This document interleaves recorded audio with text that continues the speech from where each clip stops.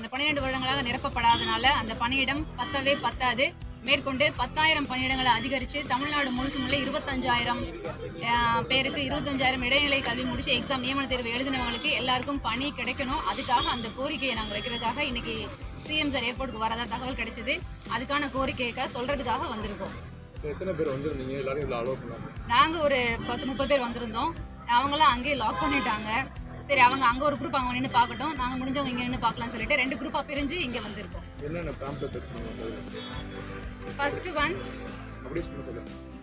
வெற்றி to Arittapatti, big வெற்றிடம் to TNSGT. Arittapatti மக்களுக்கு வந்து வெற்றி வாங்கி கொடுத்துருக்காங்க. ஆனால் அதே சமயம் நாங்களும் இந்த மதுரையில் இருக்கோம், தமிழ்நாடு ஃபுல்லாக எக்ஸாம் எழுதிட்டு வெயிட் பண்ணுறோம். எங்களுக்கும் வெற்றி கிடைக்கணும்னு நாங்கள் ஃபீல் பண்ணுறோம். அதனால அதை கோரிக்கையாக எழுதி கொண்டு வந்திருக்கோம். நெக்ஸ்ட் ஒன் விடியல் டு அரிட்டாப்பட்டி, சேம் விடியுமா டு TNSGT. தமிழ்நாட்டில் இடைநிலை கல்வி முடிச்சுட்டு செகண்டரி கிரேட் டீச்சர்ஸ் அப்படின்னு சொல்லப்படுற இடைநிலை கல்வி முடிச்ச ஆசிரியர்களுக்கு எங்களுக்கும் விடியல் வேணும்னு நாங்கள் ஃபீல் பண்ணுறோம். அதை கோரிக்கை எழுதி கொண்டு வந்திருக்கோம்.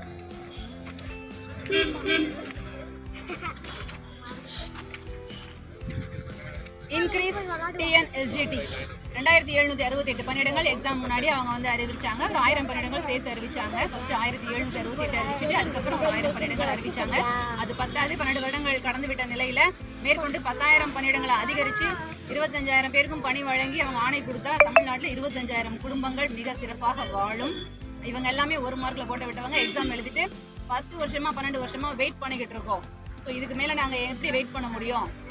ஸோ இது என்னோட தனிப்பட்ட கோரிக்கையில் தமிழ்நாடு முழுவதும் நியமன தேர்வு எழுதி உள்ள 25,000 இடைநிலை ஆசிரியர்களின் ஒரே கோரிக்கை, ஒற்றை கோரிக்கை, பணியிடங்களை காலி பணியிடங்களை அதிகரித்து 10,000க்கும் மேலேயாவது அதிகரித்து கொடுக்கணும் அப்படின்றது எங்களோட தாழ்மையான கோரிக்கை. முதல்வர் ஐயா அதை சீக்கிரம் எங்களுக்கு செஞ்சு கொடுப்பாருன்னு நாங்கள் நம்புகிறோம்.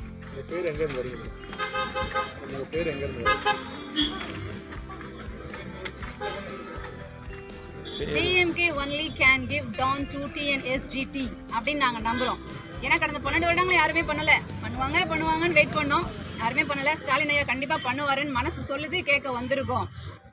என் பேர் வந்து பவித்ரா ஸ்ரீதர், மதுரை மாவட்டம் டி. கல்லுப்பட்டி. இவங்க என்னோட சக ஆசிரியை ஜெயக்குமாரி ஃப்ரம் ஆத்திக்குளம்.